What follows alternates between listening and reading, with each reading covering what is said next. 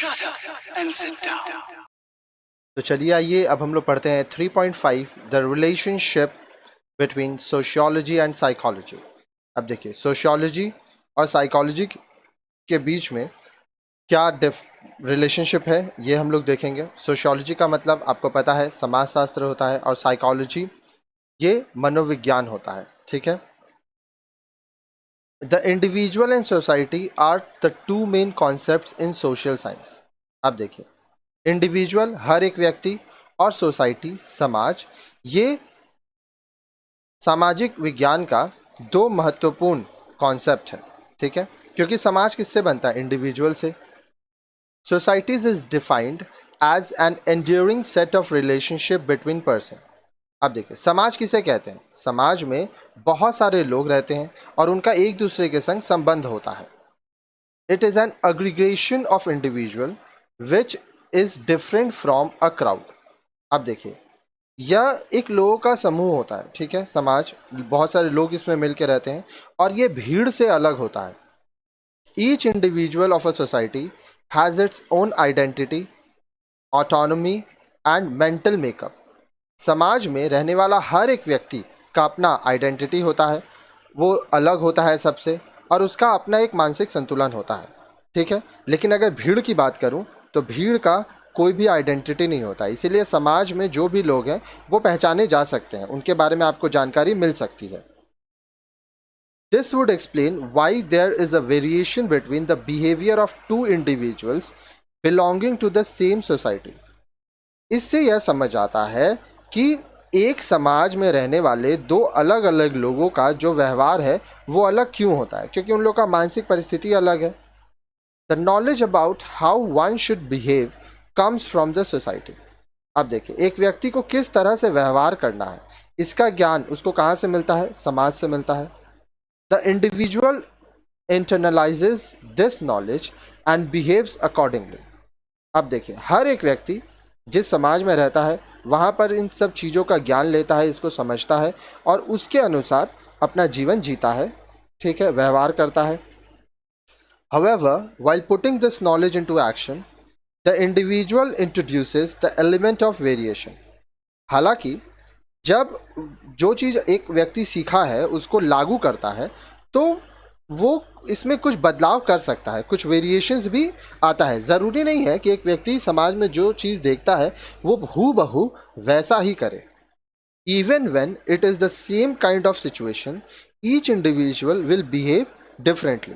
अब एक ही परिस्थिति में ज़रूरी नहीं है कि हर व्यक्ति एक तरह से व्यवहार करे, हर एक व्यक्ति का अपना अलग अलग व्यवहार हो सकता है, ठीक है। आगे देखिए the discipline that focuses upon the individual is known as psychology. अब देखिए वो सिद्धांत या वो डिसिप्लिन आप कह सकते हैं जिसमें हर एक व्यक्ति के ऊपर ध्यान दिया जा रहा है, वो व्यक्ति किस तरह का है, उसका मानसिक संतुलन कैसा है, व्यवहार कैसा है, ये सब चीज़ें जब देखी जाती हैं तो उसको साइकोलॉजी कहा जाता है, ठीक है। It studies the mental structure of the individual, his memory, intelligence, deep rooted complexes and psychological problems etcetera. तो साइकोलॉजी में, मनोविज्ञान में क्या देखा जाता है कि एक व्यक्ति का मानसिक संतुलन कैसा है, ठीक है, उसका मेमोरी कैसा है, उसका इंटेलिजेंस कैसा है, डीप रूटेड कॉम्प्लेक्सेस, क्या क्या चीज़ें उसके दिमाग के अंदर हैं, साथ ही साथ क्या क्या साइकोलॉजिकल प्रॉब्लम्स है उसको। In other words psychology tries to understand why an individual behaves in the manner he does. दूसरे शब्दों में हम कह सकते हैं कि साइकोलॉजी, मनोविज्ञान, यह समझने की कोशिश करता है कि एक व्यक्ति जिस तरह से व्यवहार कर रहा है वो ऐसा व्यवहार क्यों कर रहा है। इट स्टडीज साइकिक और मेंटल फैक्ट्स। तो साइकोलॉजी में हम लोग लोगों के मस्तिष्क को, उसके दिमाग को पढ़ने की कोशिश करते हैं।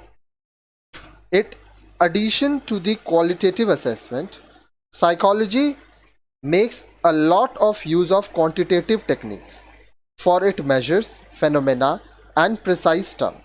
अब देखिए अगर क्वालिटी की बात करें तो ये क्वालिटी भी देता है कि क्योंकि हम लोग को ये समझ में आता है कि जो समाज में लोग रह रहे हैं, ठीक है, वो किस प्रकार के लोग हैं, काफ़ी सारी जानकारी मिलती है.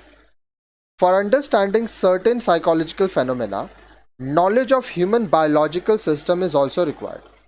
अब कुछ साइकोलॉजिकल फेनोमेना, जो मानसिक चीज़ें होती हैं, मनोविज्ञान की चीज़ें होती हैं, उनको समझने के लिए ह्यूमन बायोलॉजी को भी समझना पड़ता है. इंसान का जो बायोलॉजिकल सिस्टम है उसको भी समझना पड़ता है, क्योंकि उसका जो बायोलॉजी है उससे उसका साइकोलॉजी काफ़ी चीज़ रिलेट करेगा. Thus, psychology pays a lot of attention to the understanding of the human body, especially the nervous system. तो इसलिए जो साइकोलॉजी है वो बहुत ज़्यादा ध्यान देता है कि वह समझ पाए कि इंसान का जो शरीर है वह किस तरह से है, किस तरह से बना है, किस तरह से काम करता है, खासकर इंसान का नर्वस सिस्टम किस तरह से काम करता है. The branch of psychology that studies the behaviour of people in a situation of crowd or mob is called social psychology. Psychology का वह हिस्सा, वह शाखा जिसमें यह स्टडी किया जाता है, यह अध्ययन किया जाता है कि एक व्यक्ति भीड़ में किस तरह से व्यवहार करेगा, उसको सोशल साइकोलॉजी कहा जाता है. एक व्यक्ति समाज में रहकर किस तरह से व्यवहार करेगा, उसको सोशल साइकोलॉजी कहा जाता है.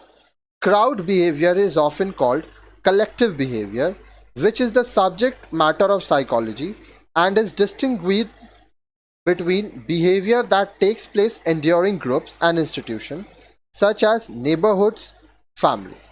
अब देखिए, क्राउड बिहेवियर मतलब जब आप एक समाज में रहते हैं या एक भीड़ में रहते हैं तो उस समय आपका जो व्यवहार होता है, ठीक है, उसको कलेक्टिव बिहेवियर कहते हैं. मतलब समाज के जो लोग हैं वो इस तरह से व्यवहार करते हैं, इस समाज में इस तरह से लोग व्यवहार करते हैं, ठीक है. ये भी एक सब्जेक्ट है, साइकोलॉजी का एक हिस्सा है, ठीक है.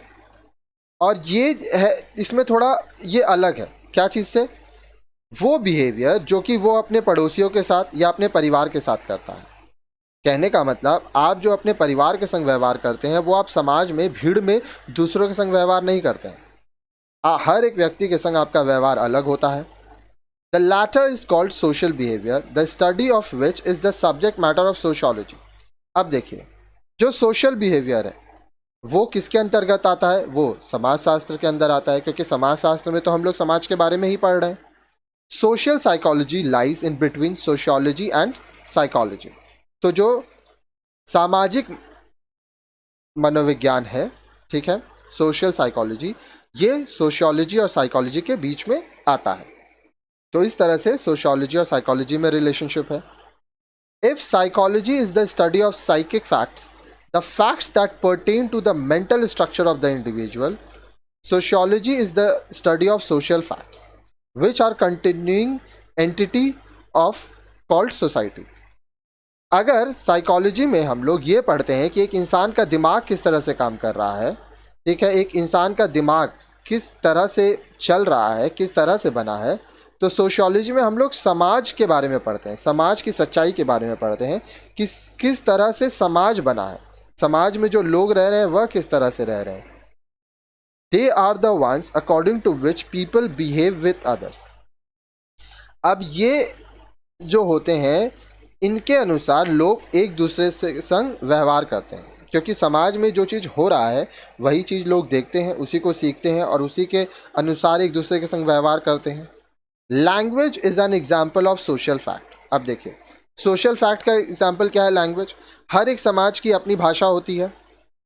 Individual imbibe it during the process of socialisation.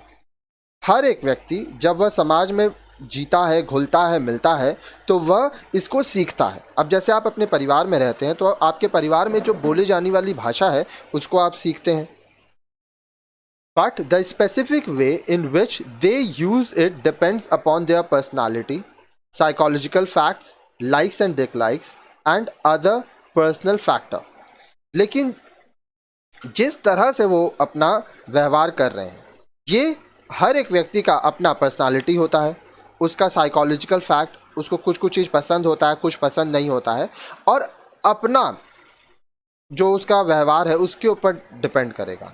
तो लोग किस तरह से रह रहे हैं इसके ऊपर काफ़ी सारी चीज़ें निर्भर करती हैं. They do not, however, change the structure of the language, its grammar, vocabulary, and the rules of speaking, the areas with which sociologists are concerned.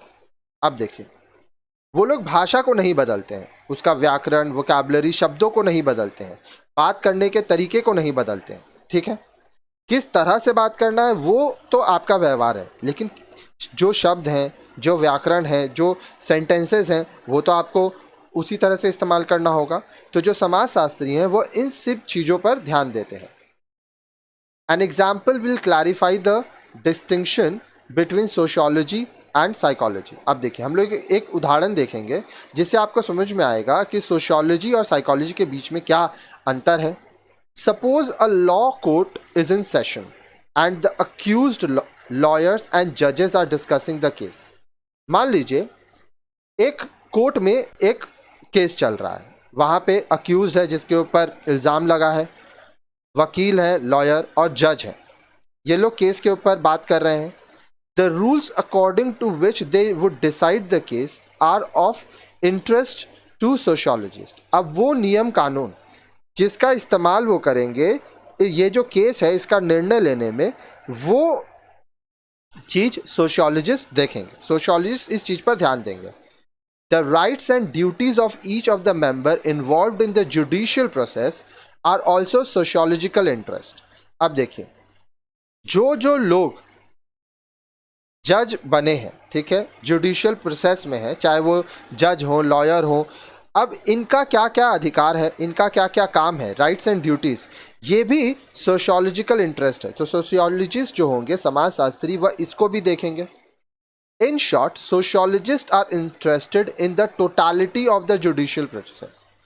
कम शब्दों में अगर कहें तो समाजशास्त्री क्या देख रहे हैं कि जो पूरा कानूनी प्रक्रिया है उसमें वो रुचि दिखाएंगे. But of interest to psychologist what goes on in the minds of people engaged in the court proceedings. लेकिन जो मनोवैज्ञानिक होंगे, ठीक है, जो साइकोलॉजिस्ट होंगे, वो क्या चीज़ पे ध्यान देंगे कि जब कोर्ट में केस चल रहा है तो लोगों के दिमाग में क्या चल रहा है. That is the reason why sociologist make a distinction between social and psychic facts. The former are studied by sociologists and the latter by the psychologist. तो इसलिए जो सोशियोलॉजिस्ट है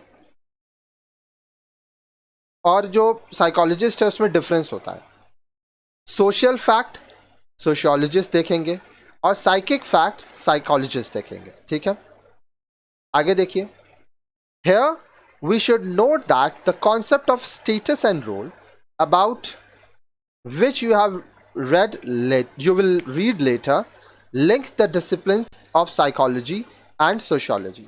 अब यहाँ पे आपको ये भी चीज़ ध्यान देना है कि स्टेटस, रोल, इसका जो कॉन्सेप्ट है जिसके बारे में आप आगे पढ़ेंगे, उसमें भी साइकोलॉजी और सोशियोलॉजी के बीच में लिंक है.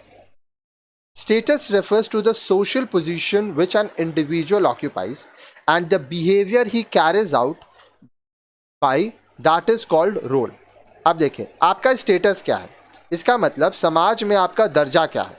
हर एक व्यक्ति का कुछ ना कुछ दर्जा होता है, ठीक है, और आपका जो व्यवहार होता है वो आपका रोल बताता है. तो आपको जो समाज में दर्जा दिया जाएगा, जैसे मान लीजिए अगर आप पुलिस हैं तो आपका सोशल पोजीशन है कि आप पुलिस हैं, तो आपका जो बिहेवियर होगा वो उसके अकॉर्डिंग होगा. Status is a bundle of rights and duties which society gives and defines. तो स्टेटस में क्या है, बहुत सारे आपके अधिकार होते हैं, बहुत सारे ड्यूटीज होते हैं जो आपको समाज देता है. ठीक है, सोसाइटी अलोकेट्स स्टेटस, समाज लोगों को उनका स्टेटस देता है. The individual occupy them and are trained to carry out their respective pieces of behavior. अब हर एक व्यक्ति का अपना ओहदा होता है, अपना स्टेटस होता है. ठीक है, उनको ये सिखाया जाता है कि वो किस तरह से व्यवहार करेंगे. The individual performs the role, but how he is expected to behave comes from society. अब देखिए, हर एक व्यक्ति अपना कर्तव्य पूरा करता है, पर वो किस तरह से व्यवहार करेगा वह समाज उसको बताता है.